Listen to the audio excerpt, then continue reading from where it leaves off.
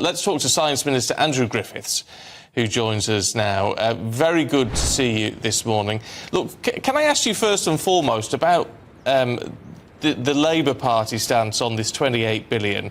Perhaps they're being economically sensible if they're saying, well, look, we're costing everything out. We can't afford this at the moment. Perhaps the public will buy that.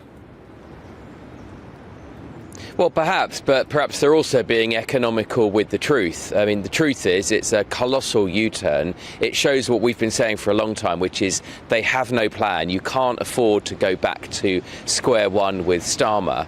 And we have a plan. I'm here as Science Minister today because we're celebrating 1 year of a highly focused department that's turning the UK into a science and technology superpower, investing in the technologies that are not just going to build jobs and build the economy, but also things like, as we saw with the vaccine, that are going to improve people's lives. We've got a plan. Starmer doesn't have a plan, and this is the most colossal mother of all U-turns. But we still think he's going to be putting up your taxes. How does the science plan then? It's been running for a year. Why haven't we seen any results from that? Because this is all about growing the economy, right? And we need to see that happen, actually, pretty damn quick. It's been a hugely productive year. Of course, we are taking long-term decisions to invest in the economy, supporting our researchers that are coming up with new innovations. Today, I'm announcing 120 million for things like the UK Biobank, which is at the cutting edge, not just in the UK, but globally, of research. Over 100 different countries' researchers coming here, trying to solve, the big diseases, find new ways of extending human life, allowing us all to live more healthy lives, but also something called engineering biology, which is a new way of making products that's also sustainable, rather than using big chemicals, trying to have big industrial processes. There's actually even microbes that can create new products for us. Clean, green, sustainable, and building the jobs of the future. And I think we are making progress. It's been a year. We're spending more money on research, British research, than ever before. And I think that will bear really long-term fruits. That's our plan. The truth is, we saw yesterday, Labour doesn't have a plan. Well, not yet, maybe. They must be brewing something. I mean, the investment that you're announcing today, where is it happening? We hear so much about the North not getting enough of new tech. I mean, are you looking at the North as well as the favoured South? 100%, and in fact the Biobank is based in the north. It's based in Manchester, one of our fantastic university innovation cities, but the hubs that we're announcing, the engineering biology mission hubs, spread all over the UK. It's a great technology. It doesn't need huge great plant and equipment and factories in the old way, and we've got a great number of these engineering biology mission hubs. The problem with all of this is, I mean, people hear what you're saying, all sounds very positive. The bottom line is, what I was trying to get to before, is unless people see a difference, unless they feel a difference in their pockets, it's not going to matter in terms of your election chances.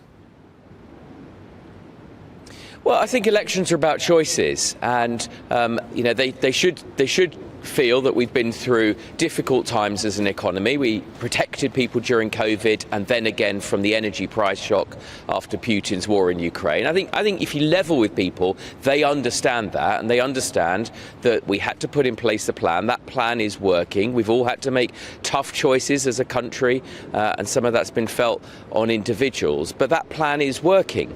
And the choice at the next election will be you stick with that plan that's delivered a halving of inflation, that's seen our economy grow faster than the economies of major countries in Europe like Germany, or you roll the dice, you go back to square one. And as we saw yesterday, not only do they have a plan, but they're at 6s and 7s about the cost of some of these measures. And what we know is that ordinary people will pay the price for that in their taxes.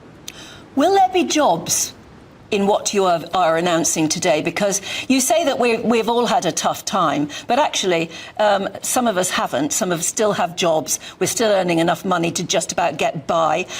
We certainly see that in government as well. I mean, you've all got jobs still at the moment. But in certain areas of the country, people haven't got jobs and they can't afford food, and they're having to go to food banks and they're worried about their future. Will you be delivering jobs in this, and will we see them soon? Yeah, we've added over 200,000 jobs in these new science and technology industries, well-paid, high-skilled, high-paying jobs, but also apprenticeships to give everybody, wherever their background, the chance to get on the ladder. Most of that growth is outside London and the South East. That's the fastest growing parts of our science and technology community. And I say this, I mean, this is our economy. This is what it's built on. You know, the life sciences, the people that built vaccines that have gone into billions of people around the world, more British vaccines than any other country. So there will be jobs, there is opportunity. In fact, the UK has a very good track record on jobs.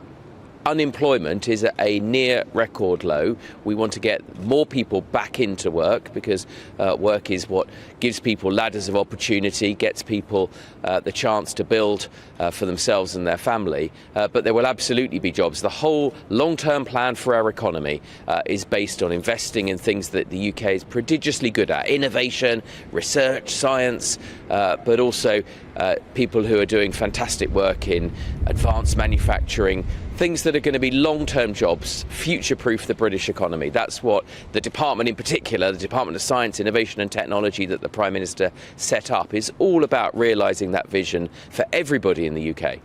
Can I just ask you finally, how do you think the PM's going to handle himself on Monday when he's live here on GB News at the People's Forum, taking questions from our viewers and listeners?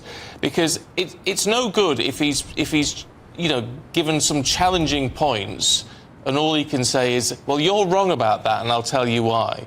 Because that's what a lot of politicians do. That's not going to wash now, is it? Not in 2024. So how is he going to handle himself?